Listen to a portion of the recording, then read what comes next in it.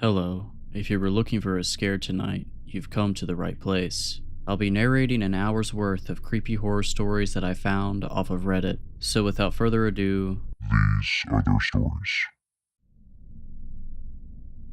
My father was a pretty easygoing person. He was always the fun dad who'd get my brother and I what we want from McDonald's or take us to the arcade downtown over the weekend. We'd play catch in the backyard and go hiking in the Green Mountains that always stood as the backdrop of my childhood. He was a very outgoing person and active in our small town community. He coached my baseball team and sometimes stood in as an assistant scoutmaster for our local troop, Troop 191. I looked up to him a lot, more than maybe most if I'm being honest with myself. Definitely more than my brother Sean. And now I look back at how my father was, especially during my most formative years, and I wonder how exactly he did it. He was the owner of a local security company. They'd set up cameras, alarms, the whole 9 yards. They also provided guards and watchman services. As far as I'm aware, these jobs were few and far between. It was fairly rare that any person or place really needed protection in Harmon. Our police force had a total of 5 members, and they were all part-timers other than the chief. What I didn't realize as a child was my father's company was farther reaching than Harmon's vague borders with the wilderness that surrounded it. They were contracted across the state, across New England sometimes. Again, most of this was alarm and camera security system work. Glorified electricians essentially, but they were good at what they did. The watchman positions only became available every once in a blue moon, and that was only because my father rarely took those jobs. He didn't even have dedicated employees for the work, simply hired freelancers looking for a quick buck, essentially watching cameras in an office for 8 hours a night. Things started to change after the recession, however. People didn't have the money to splurge on expensive security systems. My father knew we would struggle if he didn't make changes, and soon what was the outlying limb of his business became its core. People needed work, more and more properties were being neglected and abandoned, and my father saw that opportunity to capitalize on both. I remember he started coming home later than usual. Sometimes I didn't even see him until the next morning. Frankly, I was too young to really know what was going on. Sean might have been more aware, but I've never talked to him about it. As I grew up, I learned little bits and pieces of the night watchmen my father employed and the places they were hired to guard. He'd usually have some funny story to tell of the nightly reports he had come in. Sometimes there was nothing he'd tell me, however. When he got home, he'd simply drop his coat off in the mudroom and brush past my brother and I towards my mother with nothing but a shallow smile. I would watch my mother wrap her arms around him and they'd quietly walk into the next room, away from our prying ears and my prying eyes. As I grew older and all through high school, I was asked by many of my classmates if my dad could get them into one of the many properties which they surveyed. I'd always say no, of course. My father was very adamant about how dangerous those places were. He'd always say, "We aren't protecting the property from people, we are protecting people from the property." And anytime anybody I knew would try to make it past the watchman, they would end up in my father's office by the morning. Despite usually having known them since they were 5, Harmon was a small town after all. He never hesitated to let the police teach them a lesson. That included my best friend Devin, who lived 2 houses down from mine. Devin was probably one of the worst offenders if I'm being honest. I never dared join him on any of his expeditions, but once he got a car he was gone pretty much every single night. He was a smart kid, far more intelligent than the normal crowd that would break into any of the places my father's company surveyed. As a result, he got away with it. He wasn't there to trash the places though, just explore from what I was told. He'd show me pictures he took off his camera during lunch at school the next day, and to be honest, I didn't really understand the appeal. They just seemed like abandoned buildings, dirty, dusty, and probably dangerous. My father's words were still etched into my mind. Devin always defended his expeditions, however, despite the risks he took to achieve them. After high school, I honestly didn't know what to do with myself. I tried my hand at community college, but that didn't go far. Looked into the trades, but I'll be the first to admit I wasn't built for the blue-collar lifestyle. After 6 months or so in the spring of 2018, my father offered me a job. "Hey kiddo, can I come in?" he asked, knocking on my bedroom door. I swung around in my desk chair, pausing the game I was playing. "Yeah, of course," I replied with a bit of hesitation. I knew this conversation was coming. It had been months and I'd been stuck working at the local urgent care behind the front desk, a carryover from my short interest in pursuing medicine. It wasn't the most glorious work, and sometimes it certainly wasn't pretty, but I was comfortable there. He sat down on the bed across from me and folded his hands, letting out that sigh that always came before your parents said something you didn't want to hear. Adam, we need to talk about where you're going, he said plainly. What do you mean where I'm going? I mean where you're going, what you want to do with your life, college, career, anything at all. I hate seeing you just wasting your time here. He elaborated. Dad, I have a steady job. I'm just figuring out what I want to do, I said as sternly as I could muster. It was a weak attempt. You told me that back in the fall. It's May now, son. I gave you your time. Now I just can't watch you waste your time anymore, my father admitted. What are you trying to say? I asked with a bit of hesitance. I want to give you an opportunity, since clearly you aren't pursuing one yourself. He finally spit out, a job, working for me. Dad, no, I'm not. He quickly cut me off. Adam, listen, it's better pay than you're getting. Hell, it's better pay than your brother is going to get once he finishes school. It can be the start of a career for you, or at the very least, you can start saving some real money for the future. And it's easy work. You'll have plenty of time to figure out what you want to do. He tried selling me, even repeating my own words. I shut my eyes for a moment and exhaled. What's the job? I asked begrudgingly, knowing this was less of a choice than he was making it out to be. Night watchman, 5 days a week, 8 hours each day. I'll even let you pick your days off. I thought you didn't want me going to those places. Aren't they dangerous after all? I questioned, trying to use his words against him. He rolled his eyes. I know what you're doing, son, and you're not a kid anymore. Plus, you'll be there legally, not trespassing like your friends. I'd be handpicking your assignments anyways. I won't have you going. If I'm going to take this job, I don't want any special treatment, Dad, I argued. You offer me this job, I will go where you'd send any other watchman. He didn't respond for a moment, clearly not having a quick counter like he did for anything else I'd said up until that point. If that's what you want. He finally stumbled out, less assertive than before. His demeanor had completely changed in those few moments. Any confidence he conveyed had eroded severely. He looked at me with eyes that told me to fight the offer that he himself had just been arguing for, and I looked back at him with a new sense of cockiness, like I'd somehow beat him at his own game. I barely even thought about what I was doing. I knew my job was dead end anyway, so I didn't see much stake in keeping it. Maybe this was a smart idea. My father had always had my best interest in mind. He wouldn't have ever offered this to me if he thought I couldn't handle it. But then again, I had thrown in a term that he did not offer. I'll do it, I agreed simply, giving him a smile. He nodded silently, slowly rising from the bed and walking towards the door. Alright, I'll let you put your 2 weeks in then,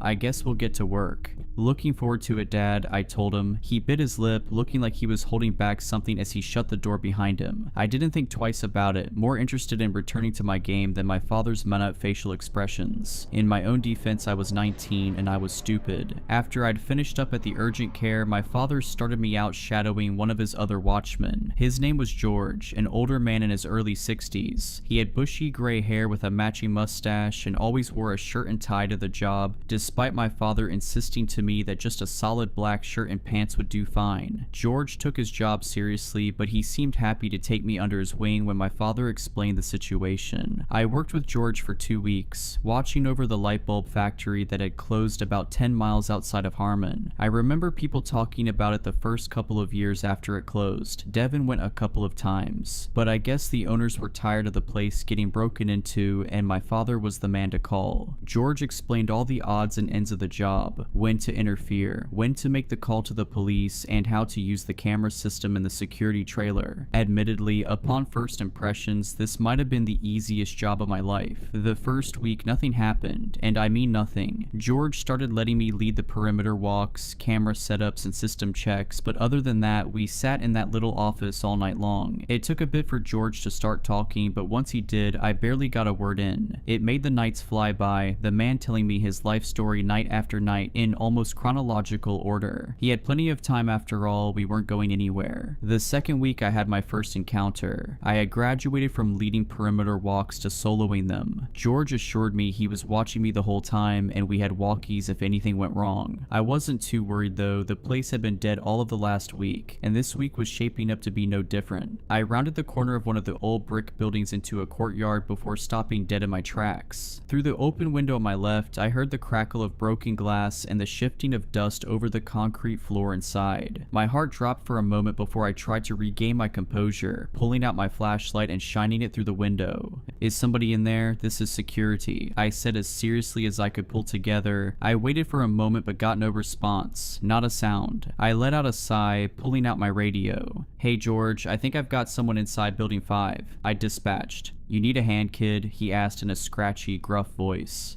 I'm gonna check it out myself. I'll let you know, alright?" I decided, starting to walk towards the ajar door to the left of the window. Also, they've got to secure these doors. "I've been saying that for months. Alright, just watch yourself in there, Adam. Remember, these places can be dangerous," he advised. "I can be there in 2 minutes if you need." "Got it, will do." I answered quickly, clipping the radio back to my pocket and pulling open the old metal door. I stepped up to the factory floor and found the space completely void of movement, void of sound, void of life. It was dark, dank, and water pooled where the ceiling leaked. Old equipment was still bolted to the floor and made the vast space feel like a maze with only my flashlight to guide me. I called out again. "This is security. If you're in here, I'm gonna find you. This is private property and you're trespassing," I said, repeating another one of George's lines he taught me. My words echoed off the distant walls of the space, making me feel even more isolated and small. Despite it being a pleasant 65 outside, inside it couldn't have been higher than 40. I shivered as I stepped further into the moonlit space, surveying every nook and cranny I could find. A shiver went up my spine as I crossed into the next room. It might as well have been a clone of the last, but it felt noticeably different, colder and heavier, even more decayed. I heard the sound of the debris swishing under my feet as I walked. Dust, chipped paint, and glass crunched as I inspected the room, the same as the one before it. As I came to a stop and looked up at one of the massive pieces of machinery, I realized something was seriously wrong. While I was standing still, the sound of my footsteps kept going without me. And this wasn't an echo. That would have only lasted for a couple of seconds at most. This was clear, it was close, but slowly it sounded as if it were moving away. I stayed completely still, my heart pounding as I listened to the sound step around the machines, onto the catwalk with its distant metal clank, and back down to the factory floor on the other side of the room. Then it came to a standstill and the room returned to silence. I finally turned my head, my flashlight shaking in my hand as I crept around the corner, and there, standing at the far doorway into a long dark hallway, was the silhouette of a man. He stood completely still, almost like a cardboard cutout. I shined my light towards him, but the beam seemed to almost dissipate before it made it across the room. Despite what George had told me time and time again about confrontations, I had to admit I was terrified. As I slowly walked closer, I had to keep reminding myself that it's just a person. "Sir, you can't be here. This is private property," I stumbled out, completely failing to deliver an intimidating tone. I got no response from the man. His silhouette stayed exactly in its pose, standing almost inhumanely straight up. Even as I approached him, my flashlight's warm glow still wouldn't reach him. I tried whacking the battery compartment to get a little more juice out of the light, but all it did was kill the light completely. I tried to stay calm as the silhouette watched me from the doorway. I frantically tried sliding out the batteries and reinserting them, my eyes dashing between my hands and the silhouette. Screwing the cover back on, I flicked on the light to find the figure was gone. "Hey, stop screwing with me. We're gonna call the cops and you're going to be charged with trespassing," I warned in a futile state of panic. I turned around in circles, shining the light on any and every surface of the room. He hadn't gone far, he couldn't have. I didn't even hear his footsteps and it had only been a moment. I finally rested my eyes back in front of me and there, just as I'd left him, was the silhouette of the man. The flashlight did nothing to give the figure any details. He remained as dark and featureless as our surroundings. "What the?" I whispered through quivering lips, dropping the light to my side. Finally, for the first time since I'd laid my eyes on him, the silhouette of the man moved. His arm stretched stiffly towards the open door, like the muscles hadn't been used in years. His hand closed slowly into a fist and he began to knock against the metal. At first they were nonsensical, slow, and the sound of the metal interrupted the immense silence that filled the space between us. I stood completely stunned, frozen, and unable to move. I thought to turn and run, but I feared what would happen if I lost eye contact with the figure. I could feel my heart pounding as the knocks started to become more consistent, but still slow and intentional. The man let the sound play out before he'd go again, and the knocks became more aggressive and loud, almost unnaturally so. The sound seemed to bounce off the walls, surrounding me in a way that I couldn't explain. Then it came to a stop as quickly as it began. The arm lifted one last time and gently tapped the door in a familiar rhythm, the shave and a haircut. I watched it lower back to to his side, just as jagged and stiff as it had raised. The figure's body then turned to face the open doorway to his right and slowly, almost robotically, walked through the door and out of my view. I quickly started to breathe freely again, my breaths long and labored. "Get your stuff together, Adam. Get this guy and call George," I whispered to myself as I hesitantly stepped forward. My slow walk quickly grew to a run as my fear mounted. The worst case scenarios and unknowns were building in my mind before I whipped around the corner the man had just stepped through. The room was small, with lines of shelves on either side and a small window towards the ceiling at the far end. Its safety glass was shattered, but the wire mesh kept it in place. The room was empty. Nothing disturbed, no footprints, no other way out than through the doorway I'd watched since he'd walked through it. Any sense of calm I had disintegrated almost immediately. My eyes danced from wall to wall, hoping somehow I'd missed the full-grown human that should have been standing right in front of me. My mouth fell agape as I stepped back slowly, almost dropping my flashlight with how much my hands were shaking. I grabbed the walkie from my pocket, admitting defeat as I was completely and unabashedly freaking out. "George, hey, it's Adam. I don't know what's going on, but this guy keeps disappearing and he was banging on the walls trying to freak me out. Can you give me a hand finding him?" I asked, my voice a stuttering mess as I tried to downplay exactly what I'd been experiencing. The line stayed static, my mentor's familiar gruff voice absent where it should have been. "Hey, you there?" I asked again after a few moments of static, and again I heard nothing. George, pick up the walkie," I ordered, feeling the panic swelling inside me, but George never answered. I looked in either direction, trying to find the nearest exit. In the darkness, I couldn't make out anything, and I tried to retrace my steps towards the door I'd entered through. My walk was slow, cautious, as I moved around the dusty assembly lines and heavy machinery. As I passed a row of dirty, fogged windows, a rush of wind whistled through the building, sending the trees outside swaying and loose debris inside flying. Tree branches smacked against the windows as I passed, making me jump back in fright. I was more on edge than I'd ever been before, and if I'd heard a pin drop, I imagine my ears would have caught it. I continued past the windows, barely making it a few feet before realizing that something wasn't right. While the wind had subsided, the branches kept hitting the windows. I swung my light around faster than I'd ever moved before, but it revealed nothing. The branches were completely still, yet the tapping continued. It was slow, purposeful, and I quickly understood its source wasn't something outside. I finally took off in a dash towards the next room, the soft taps of the window behind me turning into aggressive, loud bangs. The sounds bashed off of different materials, metal, brick, wood, anything that was available. I didn't dare look behind me as I tripped around the corner into the next room, but it followed me faster than I could run away. I could hear objects right beside me being pounded, smashed and tossed, shaking the floor beneath my feet. I saw the moonlight shining through the open doorway in front of me as I kept running as fast as I possibly could, the vigorous, angry violence behind me gaining closer and closer to my ears. I heard loud bangs against the brick wall beside me, so strong that the plaster began to crack and chip. I swung around the handrail and felt something knock my leg out from under me, twisting my ankle as I tumbled down the stairs and out onto the crumbling concrete. I didn't move for a moment, almost hoping that I could somehow play dead, but that thought didn't last long. I quickly pushed myself to my feet, feeling the throbbing pain in my ankle as I hobbled away from the doorway. I barely made it 5 feet before collapsing to the ground again, starting to cry as I rolled onto my back. I picked my head up and looked back at the factory building. Silence surrounded me as if nothing had happened. The leaves of the trees rustled quietly above, and that was all. In front of me, standing in the doorway I'd just come through, was the man, his black silhouette almost blending into the darkness behind him. I stared at him, frozen and helpless like a deer in headlights. He simply stood for what felt like hours before moving his arm to the metal door, just as he had back inside. He balled his hand and gave the door 2 solid, slow knocks. Then he turned and the black silhouette slipped back into the shadows. I walked in agonizing pain back to the security trailer, my entire leg throbbing in pain as I tried to move as quickly as I could. I kept trying to radio for George, but even outside, the walkie couldn't reach him. When the trailer came into view, something immediately seemed wrong. The lights inside were off. The flood lamp that was pointed down onto our security car had gone out as well. The place seemed lifeless and empty, just like the rest of the factory. Crap, I muttered under my breath as I hobbled up the stairs and through the door. The room was cold, dark, and almost devoid of sound. George's usual early morning radio show had been replaced with white static, and in the office chair, hand grasping his chest, was George. He was heaving heavily, his eyes terrified as they rolled over to meet my own. I nearly nearly fell again as I hurried to his side.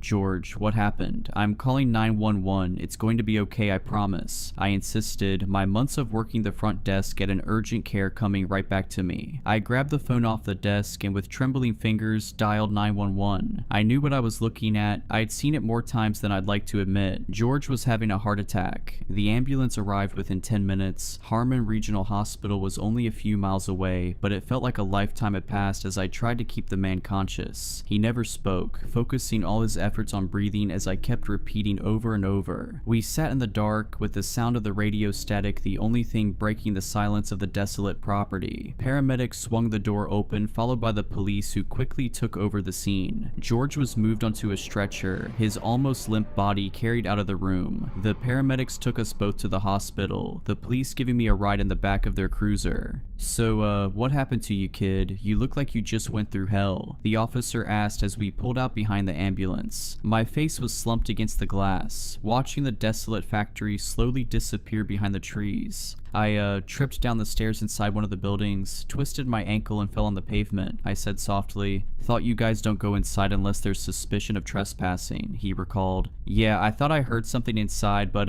didn't find anyone. Probably was just an animal," I tried to say, the words barely able to trickle out of my mouth. "Right, guess you guys get a lot of that. Just so you know, if you think someone could be in there, we can investigate. I can have officers inside and—" "No," I insisted, a renewed energy in my voice. I couldn't imagine having any other soul enter that place, and I certainly wouldn't have it happen because of me. It was an animal. You don't need to have anyone go in there. Trust me." Alright, if you say so, kid, if you say so. I told my father the same thing when he and my mother made it to the hospital. My mom was just relieved I was alright. I looked worse than I really was, despite the cuts, bruises, and boot I got put on my foot for the next 2 weeks. My father looked at me differently, however. He was all smiles, glad I was safe, and said he was sorry I had to go through the whole ordeal. But there was something else in his eyes I couldn't quite place. Mannerisms that didn't quite match. I didn't really understand it, and at the moment I didn't really care to, but I do now. I was back on the job after the boot came off.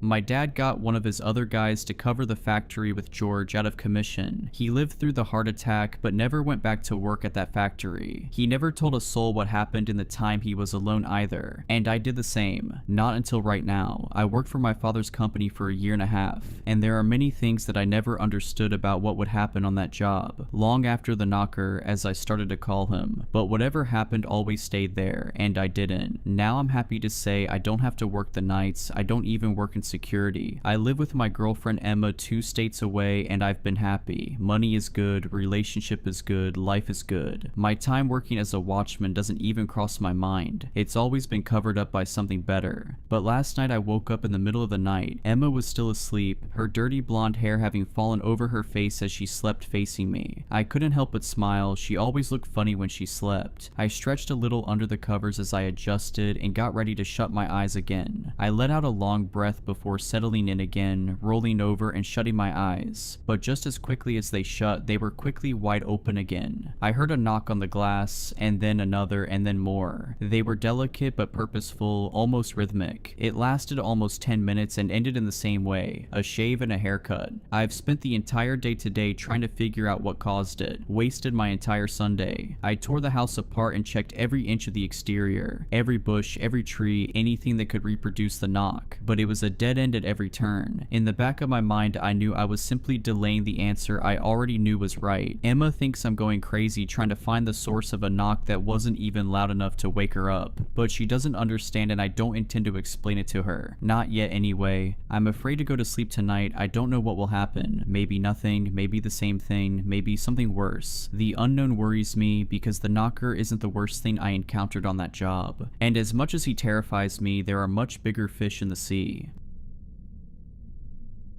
It all started last week on a quiet evening when I was scrolling through my phone. My storage was full, so I began the tedious task of deleting old photos. But then something caught my eye. A photo album titled Sleep Well, one I didn't remember creating, appeared on the screen. The creation date was from the night before, just hours earlier. A cold shiver ran down my spine as I opened it. Inside was a picture of me taken while I slept, vulnerable, unaware. The angle of the shot was disturbingly specific, as if the photographer had been hiding just out of view. Their presence felt only in the eerie stillness of the moment. The most disturbing detail: the picture was taken from inside my closet. I live alone. My heart dropped. I could feel the color draining from my face as a heavy pressure squeezed my chest. I was being watched. My eyes instantly darted toward the closet. As I trembled in fear, I wondered, was someone inside it? I don't know. I was too scared to look. In a panic, I immediately grabbed my car keys from beside the bed, rushed to the front door, and drove straight to the police. I arrived at the police station, feeling a strange sense of relief just for making it there. I told them everything that happened and showed the picture. The officers listened, then agreed to send someone to search my house. They searched every inch: closets, drawers, windows, nothing. No signs of break-ins, no clues that anyone had been there. The police told me to change my locks, install security cameras, and keep in touch in case something else happened, but it didn't feel like enough. I was terrified. The idea of someone watching me, of someone being inside my closet, haunted me. That night, I opened the closet fully, convinced that if I could see inside, I could rid myself of the fear. But something felt off. I could still feel the presence, like someone was right there, just beyond my sight. The weight of paranoia suffocated me. Unable to sleep, I went to the kitchen to make something to eat. I called my friend Melissa and told her what happened. With my voice shaking, I made myself some popcorn and went back upstairs to my room. Still talking to her, trying to sound calm, I noticed something wrong. I stopped mid-sentence. My breath hitched. The closet door that I had left wide open was now closed, but not fully. There was a slight gap, a narrow sliver, just enough for me to know that someone or something was inside. I couldn't see who or what, but I could feel it. The pressure of being watched. My eyes locked on the gap, heart hammering in my chest. Then I saw it. A single wide eye staring back at me from the darkness. My voice trembled as I spoke. "Hello, are you still there?" Melissa asked, confused by my sudden silence. I couldn't answer. My body was frozen. Someone was inside the closet. I was sure of it. I slowly pulled my bedroom door shut, my hands shaking as I gripped the doorknob. I locked it. Then, with my heart racing, I ran outside and called the police as I stood in my yard, too terrified to go back in. When the officer arrived, I rushed to explain. I locked them in my room, I swear. They're in the closet. They were watching me. The officers moved quickly, their hands steady, trained. They entered my room, opened the closet door, and nothing, no one. The closet was empty. There was nowhere for anyone to hide. The room was on the second floor with windows secured by metal bars. No exit, no secret passage. The officer returned to me, his face tight with frustration, his politeness wearing thin. "Ma'am, I know you're scared, but you can't call us every time you forget you closed your closet door. Be sure to only call us when you're certain it's an emergency. I suggest you sleep somewhere else until you've recovered from this panic." "What, are you sure you searched everything?" "They must have escaped," I said, my voice trembling with remorse and disbelief. I felt the walls closing in. How could they have missed something? How could they not see it? "As I said, the house is empty," the officer replied, his tone cold and dismissive. I felt my frustration growing. This wasn't right. There was someone there. I couldn't shake the feeling, the cold certainty gnawing at me. No, you have to believe me. There was someone in there. I locked the door, I swear. There's no way they could have gone anywhere. My house is locked down. Please search again," I insisted, my voice rising in desperation. The officer gave me a long look, clearly fed up. "Ma'am, we've been over this. The house is empty. Nothing's here. I suggest you take a step back and calm down. We can't keep coming back every time you think someone's in your closet." His words hit me like a slap, each one a cold dismissal of everything I had experienced. I stared at him, fighting to hold back tears. But I saw them. I saw their eye. "Get some rest," he cut me off, turning on his heel. "We're done here." Reluctantly, I followed the officer's advice and went to sleep at Melissa's house. She's my best friend, and being with her felt like the only place I could be safe, at least for that night. Melissa tried to lighten the mood, but I could hear the nervousness in her voice. "Are you sure this picture isn't just some joke from someone messing with your head?" I forced a weak laugh, but it was hollow. "Number, I'm sure about what I saw. There's someone watching me." I didn't want to talk much. My mind was racing, but the words wouldn't come.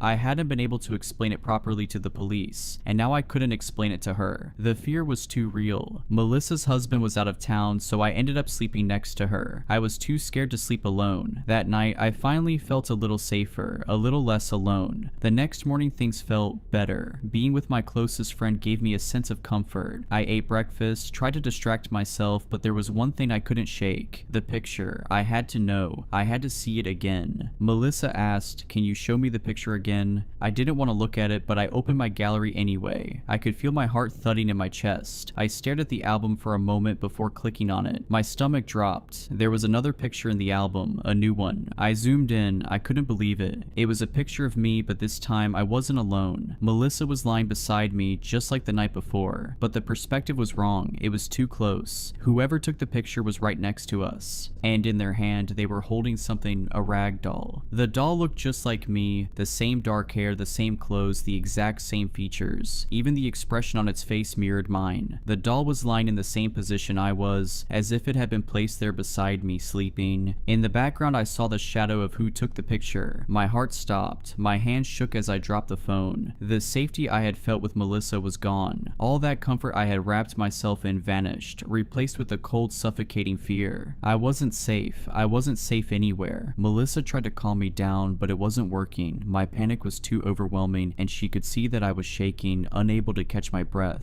Desperate to understand what was happening, she quickly reached down and grabbed my phone from the floor. Her fingers trembled as she opened the photo album, her eyes scanning the picture I had just shown her. Okay, this doesn't make any sense, she muttered, her voice tight with confusion. She looked at me, then back at the photo. Her brow furrowed as she tried to make sense of it, but there was a flicker of doubt in her eyes. Are you sure this isn't just some sick prank? Something someone's been sending you? Maybe an ex or someone you know? I shook my head, my voice barely a whisper.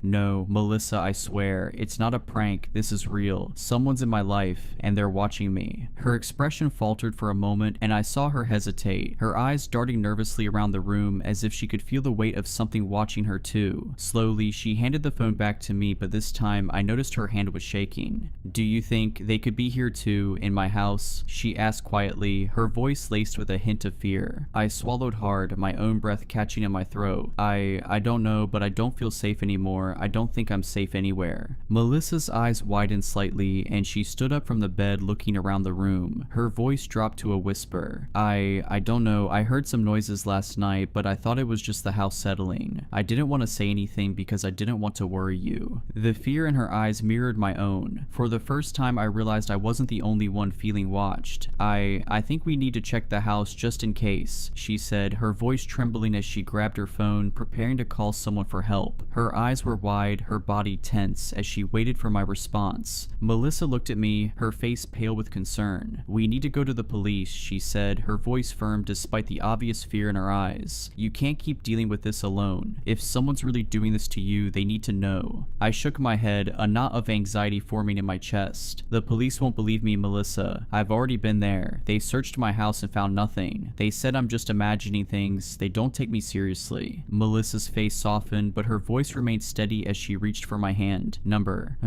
This time it's different. We have proof, remember? She looked at the photo on my phone, her eyes scanning it once more before locking with mine. They can't just ignore that. I hesitated. The memory of the police officer dismissing me echoed in my mind, but Melissa was right. We had proof and I couldn't just let this go. All right, I said, voice barely above a whisper. But if they don't believe me again, we'll make them believe you, she said, determination in her tone. We'll show them the photo, everything. We have to do something. I arrived at the police station feeling a mix of dread and urgency. As soon as I walked in, I saw the same officer from the night before. When he saw me, his face immediately twisted into a scowl. He was not happy to see me again. He didn't even bother to greet me. You again, he muttered under his breath, rolling his eyes. Officer, we need your help, I started, holding my phone up with the picture. Please, I'm telling you, someone's been taking pictures of me while I sleep. He glanced at the photo, his patience already running thin. You're still going on about this? He rubbed his forehead, clearly annoyed.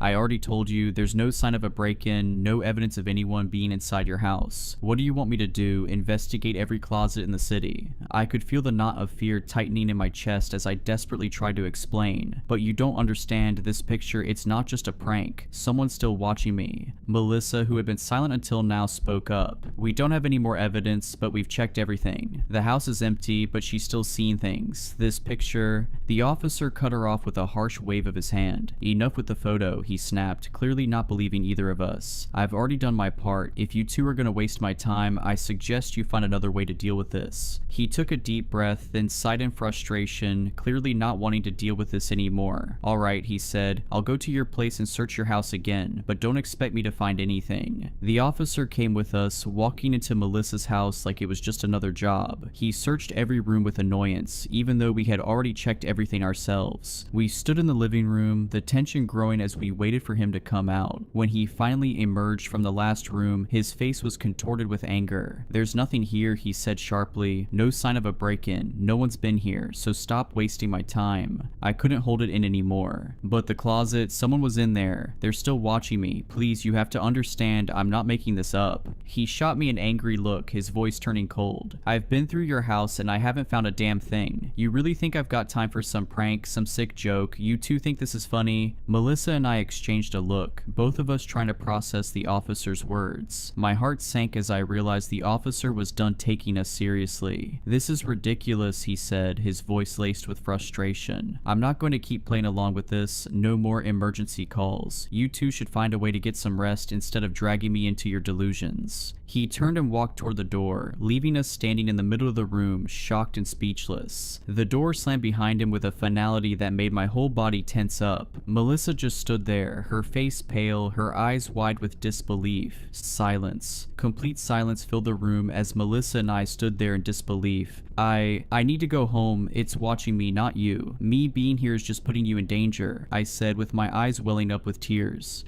Are you crazy? I'm not letting you go anywhere until we catch this person. You're my best friend, I love you, and I'll go through hell to help you, Melissa said, hugging me tightly. Her words were comforting, but fear still consumed me. I honestly didn't know what I would do without her. I'm not sleeping tonight, I said, my voice firm. But remember, you have work tomorrow, Melissa reminded me. Work. How could I possibly work and pretend like nothing happened after everything I'd experienced? The fear was slowly turning into anger. I spent the whole day thinking about what happened, feeling like I was being watched everywhere I went. Melissa called her boss and told him she was sick so she could stay with me. I love her. We spent the entire day coming up with theories about what was going on. Maybe whatever was watching me wasn't human. Nah, I don't believe in supernatural stuff, but Melissa kept insisting. Nighttime came. As I said, I refused to sleep. Even if I wanted to, I don't think I could. But Melissa couldn't stay awake for long. I felt exposed with her asleep, but I wasn't about to wake her up. I just had to stay awake, and that's exactly what I did. Hours passed and nothing happened. The only thing I could hear was Melissa's soft snoring. But time felt agonizingly slow and my fear only grew. 3 a.m., the so-called haunted hour that makes both adults and children alike dread what might happen next. Even though I didn't believe in supernatural things, when I saw 3 o'clock on the clock, my heart sank. I was expecting something, some noise, a reflection, a doll, or the most disturbing thing I could imagine. But nothing happened. 20 minutes went by and I started to feel extremely sleepy, but I knew as soon as I slept, I wouldn't be safe anymore. I glanced at Melissa. Something felt off. She wasn't snoring anymore. She had turned to the other side and I could only see her brown hair splayed across the pillow. I froze. Something about her posture made me uneasy. I had never seen her sleep like that before. Slowly I sat up, my heart racing in my chest. I lifted my head and cautiously leaned forward to see if she was awake, but when I looked, my blood ran cold. What I saw was not my best friend anymore. There in front of me was a body. The skin was unnaturally pale, the once vibrant brown hair now a tangled mess. Her mouth hung slightly open and her eyes, those eyes that I knew so well, were wide open but lifeless, glazed over with an unsettling emptiness. The way her limbs were arranged, twisted unnaturally at odd angles, told me she hadn't just fallen asleep. Number something had happened to her. I wanted to scream. My throat closed up. I reached out and desperately shook her, calling her name, trying to wake her, but there was no response. Her body was cold, stiff. I tried again, harder this time. Nothing. No breath, no movement. Melissa was dead. Panic surged through my veins, my vision blurry with tears. I fumbled for my phone, trying to dial emergency services, but just as my fingers brushed the screen, something stopped me. An airdrop request flashed across the top of my phone. My heart dropped. I hesitated, staring at the screen, the dread tightening in my chest. I wanted to deny the request, to throw my phone away, to make it all stop, but I couldn't. My mind screamed at me to say no, but my hand moved on its own. I accepted. A flood of pictures appeared on my phone, and my stomach twisted. The images were of me, sleeping, dozens of them, hundreds maybe, scattered over weeks. Some were taken inside my closet, others were shots of me lying in my bed, blissfully unaware. But what made my blood run even colder were the ones that came after. There was a picture of me sleeping beside something on the bed. It looked like the same doll I had seen before, but this time it felt different, wrong. It wasn't just a doll anymore. It was me, or something that had been made to look like me, in doll form, lying beside me. The most disturbing part, the shadow of someone standing just behind it, watching, waiting. I couldn't move. The air around me grew thick, suffocating, and then, through the crack in the door, I saw it. A figure, tall and unnervingly still. It was standing there as if waiting, watching. But the most terrifying part was the eye. That single wide eye staring directly at me from the shadows. It was unnatural, too large, too black. No light reflected off of it. It was like a hole in the world, a deep, endless void that seemed to pull every ounce of warmth and life from the room. The eye twitched just slightly, as if it recognized me, like it had been waiting for me to look. And in its other hand, the doll. But it wasn't just any doll. The doll was me. I recognized the face immediately, its pale skin, the dark hair, the same expression I often wore when I slept. But it was wrong. The doll's eyes were wide open, fixed in a grotesque stare, its mouth frozen in a twisted, silent scream. Its body, rigid and contorted in a way that a human body never could be, seemed to mock me, like an unnatural imitation of myself. The figure held it with such tenderness, as if cradling it, but there was something deeply disturbing in the way it did. The doll's hand was positioned just like mine when I slept, but there was no softness to it, no warmth. And then, the figure stepped forward, the eye never leaving mine. The room grew colder and the figure moved silently, like a shadow creeping closer, carrying the doll as if it were the most precious thing in the world. I felt the terror clawing at me, suffocating me, but I couldn't look away from that horrible, hollow eye. It was as if it was looking through me, and the more I stared, the more I felt like I was becoming part of its dark, empty world. I could feel my body shutting down, my heart thundering in my chest as if it was trying to escape my ribs. My hands were shaking uncontrollably, my breathing shallow and erratic. My limbs felt weak, like they were made of stone, and my vision started to blur around the edges. The air felt like it was closing in, pressing against me from all sides, and the figure, the eye, was all I could see. I could hear the blood rushing in my ears, louder and louder, drowning everything else out until the sound was all-consuming. And then, just as I thought I couldn't take it anymore, everything went black. I'm currently writing this on a contraband cell phone in prison, after allegedly poisoning my best friend. It's all a lie, of course. They say I did it, but they don't understand. They don't know what I saw, what really happened. Melissa is gone. I can still feel the weight of that truth crushing me. I can still hear her laugh, see her smile, feel her presence beside me like I always did. I feel the coldness now. It's unbearable. Losing her, it's like losing a part of myself. The world feels hollow, like it's spinning around me without any meaning. The grief is suffocating, but the worst part isn't the grief, it's the frustration, the anger bubbling inside me. They think I did it, they think I'm the one who poisoned her. They don't see how broken I am, how lost I feel. They don't understand that I would never hurt her. I would never do something like that, but it doesn't matter what I say. They have their own version of the truth, and now they've locked me away for something I didn't do. They'll never know what really happened. They'll never know what I saw in that room, what I saw in her eyes before everything turned dark. I couldn't escape before. Now, I certainly can't. They've got me here in this cold metal cage, but maybe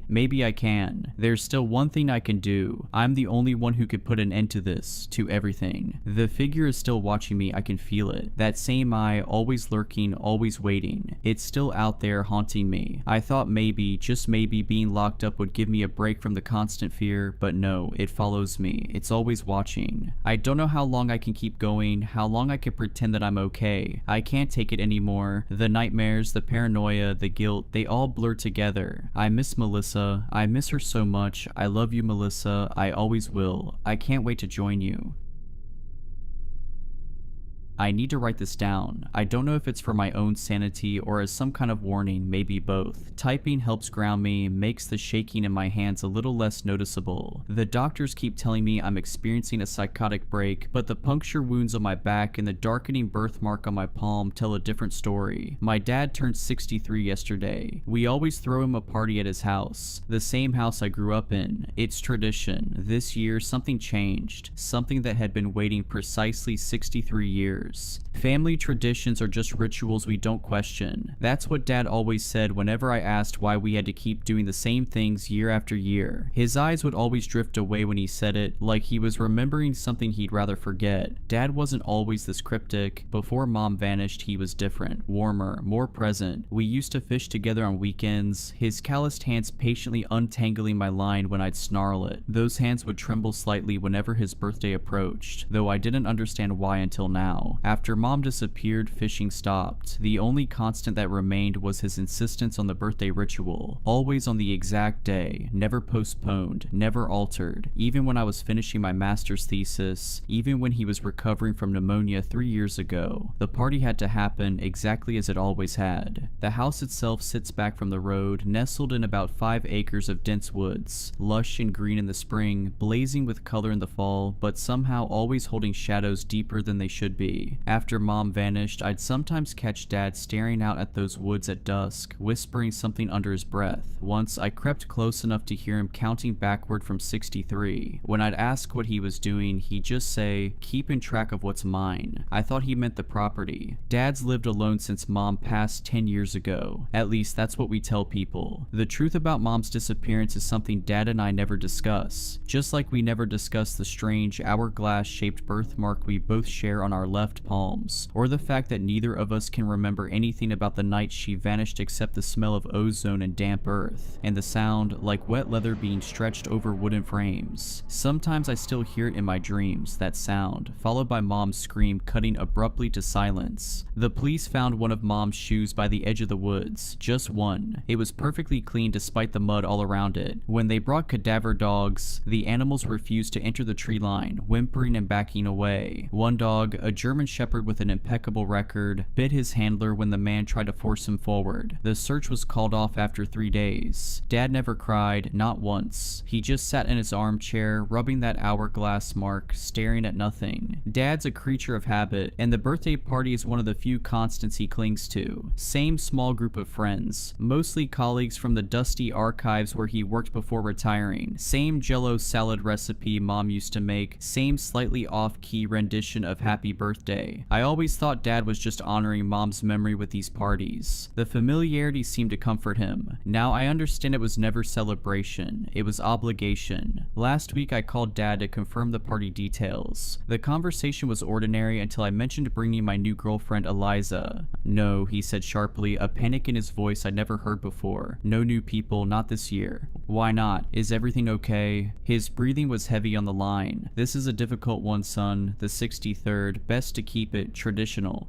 What's special about 63? I asked. The silence stretched so long I thought we'd been disconnected. Then, so quietly I almost missed it, he said, "That's how many they need." When I pressed him, he changed the subject, voice resuming its normal cadence as if the moment of strangeness had never happened. "I didn't invite Eliza. I got there around 6 p.m. on the day of the party. The gravel crunched under my tires like usual, but something felt different. The trees seemed to bend inward, watching, listening. Strings of faded party lights were draped across the porch railings, buzzing with an unnatural persistence, like insects speaking in code. When I killed the engine, the silence that rushed in felt hungry. Before going inside, I noticed something odd. The wind chimes Mom had hung years ago were perfectly still, despite the breeze I could feel on my skin. I touched one. It was ice cold and made no sound, as if it were frozen in time or existing in some different medium than the air around it. Inside, the usual suspects were already mingling. Mr. Henderson, Dad's old boss, looking even more like a bewildered owl than usual. Mrs. Gable from next door, clutching her ubiquitous Tupperware container. A few others whose names always escape me, but whose faces are etched into the memory of dozens of these parties. As I shook hands with each guest, I realized something that sent ice through my veins. Each year they look exactly the same, not not just similar, but identical. I realized with a chill that Mrs. Gable's dress was the exact same one she'd worn to every birthday since I was 15. The small coffee stain on the left sleeve hadn't changed, hadn't faded, it was precisely the same stain. The amber necklace she wore caught the light in the same way, reflecting the same pattern on her collarbone. For a decade, she hadn't aged a day. Dad seemed fine at first, maybe a little tired, but he greeted me with his usual warm hug, smelling faintly of pipe tobacco and old paper. He was wearing the slightly too loud Hawaiian shirt I got him last year. Everything felt normal. The low murmur of conversation, the clinking of ice in glasses, the smell of roast beef warming in the oven. But beneath it all was something wrong, a discord like music played at the wrong speed. When Dad hugged me, his arms held on a beat too long, his fingers pressing into the spot where my spine meets my neck, as if counting the vertebrae. I pulled away, and for a second, just a flash, his eyes seemed completely black before returning to their familiar hazel. The first crack in the facade was small. I was getting a drink in the kitchen when Mr. Henderson came up beside me. He didn't say hello, just leaned slightly towards the refrigerator, his eyes fixed on the magnets holding up my childhood drawings. I noticed with unease that one drawing, a crayon scribble I'd made at age 6, depicted tall, thin figures standing in a circle around a smaller figure. I didn't remember drawing it. The crayon marks seemed to shimmer slightly, as if freshly applied. "The cycle nears completion," he whispered, his voice dry like rustling leaves. "Your father has served well, but the vessel weakens." I forced a laugh, my throat suddenly tight. "What cycle's that, Mr. Henderson? Getting Dad another year older?" He didn't smile. He just slowly turned his head, his owlish eyes seeming too large behind his thick glasses, pupils contracting to pinpricks despite the dim light. The lineage must continue. The hunger must be fed. A memory surfaced. I was 7, hiding in the hallway past my bedtime, watching Dad and Mr. Henderson bent over old maps spread across the dining table. "The confluence occurs every 63 years, Henderson had said. "That's when the door thins. That's when payment is easiest." Dad had nodded gravely, his finger tracing something on the map I couldn't see. In the memory, Henderson had turned suddenly, looking directly at my hiding place, though I was certain I'd been silent. "The boy already shows the mark," he'd said, "stronger than yours was at his age." Dad had glanced up, his face drawn with a sorrow I couldn't comprehend then. "He won't bear it," Dad had answered firmly. "I'll find another way." Now Henderson straightened up, grabbed a napkin, and walked back into the living room as if nothing had happened, but not before I caught the faintest flicker of something insectile moving beneath the skin of his neck. I reached for my phone to call someone, who I wasn't sure, when I noticed the childhood drawings on the fridge were different. Where had been stick figures and houses, now showed dark, spindly shapes with too many limbs. One showed a crude black candle with a purple flame. Another showed an hourglass with what looked like a tiny figure trapped in each bulb, their mouths open in silent screams. I glanced at my palm, where the hourglass mark seemed darker than usual. I've had it since birth. Dad told me once it meant I was a keeper of time. Mom didn't have one. I remember asking her why when I was small, and she'd looked at Dad with such sadness before answering, "Because I'm not part of the line, sweetheart. I'm just a visitor." Then she'd hugged me so tightly it hurt, whispering into my hair, "But I'd rewrite time itself to keep you safe." Mrs. Gable, setting down her jello salad, lime green as always, caught my eye and gave me this wide, unblinking stare. Her smile didn't reach her eyes. It felt stretched, painted on. She held my gaze for an uncomfortably long moment before turning away with a jerky movement that reminded me of stop-motion animation. The jello didn't wobble as she set it down. It remained perfectly still, as if frozen solid, or as if the laws of physics simply didn't apply to it. As more guests arrived, the same faces Dad had known for decades, the atmosphere grew heavier, charged with something I couldn't name. They greeted Dad with a strange formality, their handshakes lingering, their fingers tracing the hourglass mark on his palm. Their eyes scanned him up and down with an unnerving intensity, like butchers assessing a prime cut. They barely spoke to each other, arranging themselves around the living room in a loose semicircle facing the armchair where Dad usually sat to open presents. They just stood there, waiting. "Dad," I whispered, catching him alone by the hallway. "Something's wrong. These people..." "Not people," he corrected quietly, his eyes darting around the room. For a moment he looked terrified. "Never were. I'm sorry, son. I tried to keep you away from all this. Your mother and I both did. She thought if she..." He stopped abruptly as Mrs. Gable approached. "It's time for cake, Arthur," she trilled, her voice hitting notes that made my teeth ache. Dad nodded, defeated. "Yes, time for cake."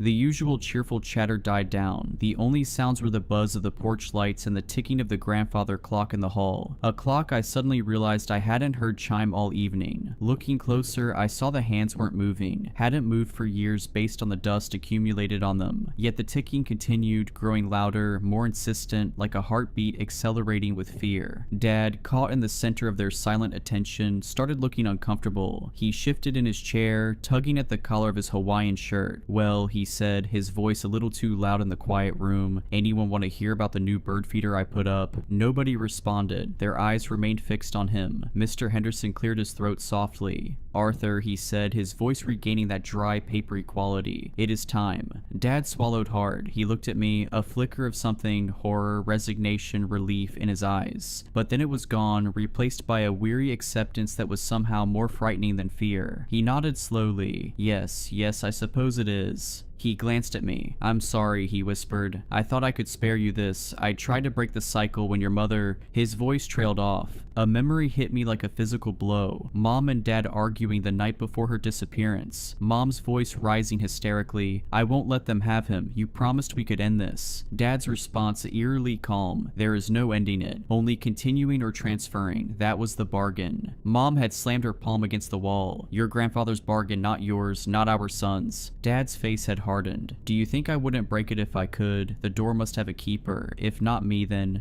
let it be me," Mom had said, her voice suddenly quiet, resolved. "I've found another way." This wasn't part of the birthday tradition, or maybe it was the only true tradition, hidden beneath the veneer of normal celebration all these years. Mrs. Gable stepped forward, carrying not her jello salad, but a small, ornate wooden box I'd never seen before. No, that wasn't true. I had seen it once in the attic when I was 7. Dad had caught me looking at it and forbidden me from ever going into the attic again. The box was carved with symbols that hurt my eyes to look at directly, patterns that seemed to shift and change when viewed peripherally. She placed it on the coffee table in front of Dad. The other guests leaned in slightly, a collective intake of breath that sounded like wind through dry reeds. "What's going on, Dad?" I asked, my voice trembling slightly. "What is this?" He wouldn't look at me. Just part of getting older, son. Some things you have to accept." He rubbed his hourglass birthmark absently. "Some bargains can't be broken." I felt a sudden stabbing pain in my own palm, looked down to see my birthmark darkening, the edges growing more defined, throbbing in time with my racing heart. Black veins began spiderwebbing outward from it, disappearing beneath my sleeve. The pain was sharp, electric, climbing up my arm like invasive vines. Mr. Henderson gestured towards the box. "Open it, Arthur. Fulfill the pact. Begin the transition. 63 years is complete. The door awaits its keeper." Pact, transition. My heart started hammering against my ribs. This felt wrong. Deeply, fundamentally wrong. These weren't Dad's friends. They looked like them, sounded mostly like them, but they were hollow, copies. Or maybe they had always been something else, wearing human appearances like ill-fitting suits. Dad's hands trembled as he reached for the box. The lid wasn't hinged. It lifted straight off. Inside, nestled on dark velvet, wasn't a gift. It was a single, large black candle. Its wax strangely iridescent,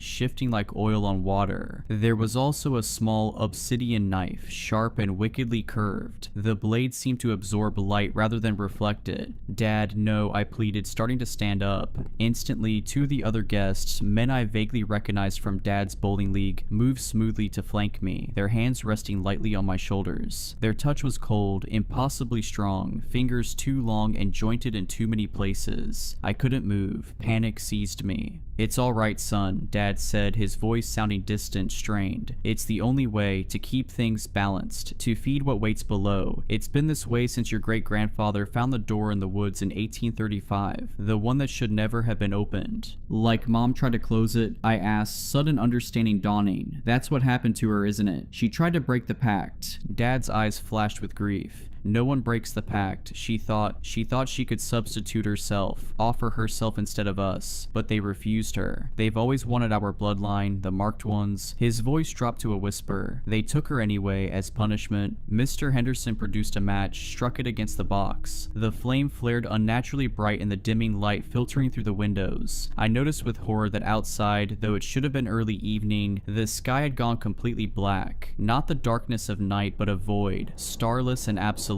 The match's flame cast no shadows despite its brightness. He lit the black candle. It didn't smell like wax, it smelled like ozone, like damp earth, like something metallic and old. The flame wasn't yellow or orange, it burned with a deep violet light that cast long dancing shadows that moved against the direction of the flame's flicker. The shadows formed shapes on the wall, elongated figures with too many limbs, contorting in what might have been dance or agony. And I remembered something else. Being 5 years old, waking from a nightmare where tall creatures with too many joints danced around my bed. Dad had come in, seen my terror, and shown me his palm. "We see them because of this," he'd said, pointing to his hourglass mark. "We're the only ones who can. That's our burden, our gift." "The offering," Mrs. Gable prompted, her stretched smile wider now, splitting her face unnaturally. As she spoke, I glimpsed something behind her teeth, a darkness, a void similar to the one that had replaced the sky. Dad picked up the obsidian knife. His knuckles were white. He looked down at his own hand, resting on the arm of the chair, at the hourglass birthmark that now pulsed an angry red. He took a deep breath, closed his eyes, and made a swift, shallow cut across his palm, directly through the mark. I tried to cry out, but the hand on my shoulder tightened, squeezing the air from my lungs. My own birthmark burned in sympathy, the pain spreading up my arm as if my veins were filling with acid. Dad didn't flinch, didn't make a sound. He held his bleeding hand over the candle's violet flame. As the first drop of blood hit the flame, it didn't sizzle. It flared, sending purple sparks into the air that hung suspended, forming momentary constellations of unknown meaning. And the guessed, they changed. It wasn't instantaneous, more like a slow motion distortion. Their faces seemed to lengthen, their eyes sinking into shadow, their mouths stretching into impossible, hungry grins filled with too many teeth. The familiar forms flickered, revealing something gaunt, elongated, and wrong underneath. The air grew cold, carrying the scent of decay and something else. Something like stagnant pond water and electricity and time itself gone stale. They weren't human. They had never been human. They began to hum, a low guttural sound that vibrated in my bones. It wasn't music. It was resonance, ancient and terrifying. It was the sound I'd heard in nightmares all my life. The sound I think Mom must have heard the night she disappeared. The sound of something vast and patient, stirring beneath reality. As the humming intensified, I noticed something horrifying. The walls of the living room were becoming transparent, revealing not the expected wooden framework, but a vast, impossible space beyond. A landscape of twisted, impossible geometry, where massive, shadowy forms moved with deliberate purpose around what looked like an enormous door, its surface carved with the same symbols as the wooden box. Through the transparent floor, I could see it wasn't dirt or foundation beneath us, but a chasm that stretched downward forever, pulsing with violet light. And Dad was changing too. The weariness fell away from him. His eyes, fixed on the violet flame, began to glow with the same unnatural light. His skin seemed to tighten over his bones, taking on a grayish, translucent quality. The lines on his face deepened, looking less like wrinkles and more like carved glyphs, forming patterns similar to those on the box. His joints began to shift, bones lengthening and realigning with sickening wet cracks. He wasn't my dad anymore, he was becoming one of them, the vessel being prepared. The blood dripped steadily into the flame, each drop met with a flare and an intensification of the humming. The figures around him swayed, their shadowy forms seeming to draw sustenance from the ritual, from my father's offering, from his transformation. I finally understood. This wasn't a birthday party, it was maintenance, a feeding, a renewal of whatever pact Dad had made or inherited or been forced into generations ago. These weren't his friends celebrating his life, they were something else, ensuring their connection, their hold, ensuring the cycle continued. The blood, that's why it had to be exactly 63 years, one drop for each year, sustaining whatever lay beyond that door until the keeper could be properly prepared. And as my birthmark burned hotter, I realized with sickening clarity that I was next. The lineage continues. The hunger must be fed. Something inside me rebelled. This wouldn't be my fate. I wouldn't become whatever Dad was becoming. Wouldn't feed whatever ancient thing lurked beneath our family legacy. I thought of Mom, who had tried to save us, who had given herself to protect me from this moment. Terror gave me a surge of adrenaline. I twisted violently, shoving backward against the unyielding grips. One hand slipped just enough. I scrambled, falling over over a footstool, kicking out blindly. I connected with something hard, a knee, and heard a sharp crack, followed by a hiss that didn't sound remotely human. The humming stopped. Every elongated head snapped towards me, their glowing eyes filled with cold, ancient malice. The illusion was gone completely now. They were monsters wearing the borrowed skins of my father's acquaintances, skin that now hung loose in places, revealing glimpses of something chitinous and segmented underneath. And the thing in the armchair, the thing that was no longer my father, slowly turned its head. Its eyes burned violet. A low growl rumbled in its chest, but I saw something flicker behind those inhuman eyes. A last remnant of my father, fighting to the surface one final time. "Run," it rasped, the voice gravelly, layered, barely recognizable. "They don't want you yet, but they will. The door in the woods, find it, close it. Your mother found a way, in her journal, under the floorboards in your old room." Its voice contorted into an inhuman shriek as the others turned toward it, their attention momentarily diverted from me. Mom's journal. She'd been trying to break the cycle all along. I didn't need telling twice. I crab-walked backwards, scrambled to my feet, and bolted for the kitchen door. The cold hand snatched at me, ripping my sleeve. Something sharp, a claw, raked across my back. I screamed but didn't stop moving. I slammed through the back door, into the suffocating darkness of the woods, not daring to look back. I ran until my lungs burned and tears streamed down my face. Strange whispers followed me through the trees, and more than once I glimpsed thin, impossibly tall figures moving parallel to my path, always just beyond the range of clear sight. The darkness wasn't natural, no stars, no moon, just absolute blackness broken only by brief flashes of violet light that illuminated nothing. Then I saw it, a clearing I'd never noticed before, though I'd played in these woods all my childhood. In the center stood a massive ancient oak tree, its trunk split down the middle, creating a gap that looked almost like a doorway. Inside that gap was only darkness, but it wasn't empty. It moved, pulsed, breathed. The air around it rippled like heat waves, and the smell of ozone was overwhelming. The door in the woods. What great-grandfather had found, what mom had tried to close. As I approached, I could feel its pull, a gravity that tugged not at my body, but at something deeper, something connected to the mark on my palm. The darkness inside the split trunk seemed to recognize me, to hunger for me specifically. It knew my bloodline, it knew the hourglass mark. It had been waiting. But before I could approach it further, a deafening chorus of those humming voices rose from behind me. I glanced back to see a procession of the elongated figures emerging from the tree line, led by the thing that had been my father. They were coming for me to complete what they'd started, to ensure the lineage continued. I didn't stop until I hit the main road, collapsing onto the asphalt, gasping for air. Above me, the sky was normal again. Dusky evening, stars just beginning to emerge. A car swerved to avoid me, horn blaring. Normal sounds. Normal world. As if a membrane separated this reality from the nightmare I'd just escaped. I called the police from my cell. I told them, I don't even know what I told them. A home invasion, a psychotic break. They sent a cruiser to the house. They found it empty. No signs of a struggle, no blood, no black candle, just leftover roast beef, a half-eaten jello salad, and faded party lights buzzing on the porch. The officer gave me a concerned look as he described the scene, clearly thinking I was having some kind of breakdown. There was one weird thing though, he admitted reluctantly. All the clocks in the house had stopped, every single one showing 6:13 p.m. The exact time Dad had cut his palm. Dad is missing. His friends are unreachable, their numbers disconnected, their home standing empty as if no one had lived there for years. The police think Dad wandered off, maybe had a health episode. They look at me with pity, thinking I'm hysterical from grief and stress. But I know what I saw, I know what they are, and I know that Dad didn't just wander off. He was renewed, prepared for another cycle, transformed into something that serves whatever waits behind that door in the woods. I haven't been back to the house, I can't, but I need to. Mom's journal is there, under the floorboards. The answer to breaking the cycle might be in those pages. The answer to saving Dad, if anything of him remains, and maybe even Mom. Sometimes late at night, I think I see movement in the woods behind my own apartment, tall thin shadows flickering between the trees, watching, waiting, patient. I've started keeping track of how many I see each night. Always 63, never more, never less. The hourglass birthmark on my palm has begun to darken, the edges growing more defined each day. Black veins spread from it now, reaching past my wrist. Sometimes I wake up with the taste of ozone in my mouth and dirt under my fingernails, though I haven't left my apartment. Last night, I found a small wooden box outside my door. I didn't open it. I have started researching my family history, looking for clues about this door in the woods Dad mentioned. The librarian gave me an odd look when I requested the county's oldest maps and land surveys. Funny, she said, your father used to research the same things. As she handed me the maps, I noticed something on her palm as her sleeve pulled back, the faintest outline of an hourglass. When she saw me looking, she quickly pulled her sleeve down, but not before I saw the black veins spreading up her arm. Her smile didn't reach her eyes. "When's your birthday?" she asked, her voice too light, too casual. I didn't answer. I just took the maps and left. But as I reached the library door, I heard her whisper, "Time is running out for all of us." Back in my apartment, I spread the maps across my kitchen table. The oldest one, dated 1835, showed something that made my blood run cold. The woods behind our house were marked with a symbol, a crude hourglass inside a circle, and scrawled in faded ink at the edge of the map, "The confluence, the door, the bargain is made."